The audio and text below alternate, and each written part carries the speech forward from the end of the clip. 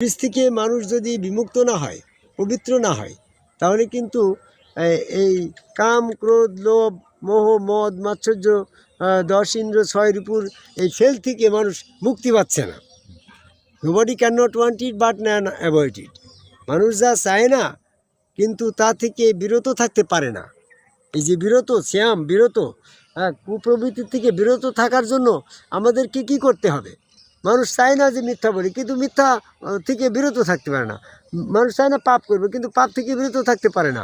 মানুষ চায় না যে এরকমভাবে লোভ, লালসা, কাম থেকে বিরত লিপ্ত হবো, কিন্তু ইবলিসের প্ররোচনায় পড়ে সেই কামে লিপ্ত হয়ে যায়, জিনায় লিপ্ত হয়ে যায়, সুদ ঘুষে লিপ্ত হয়ে যায়। তো এই বিরত থাকার প্রসেসিংটা কি?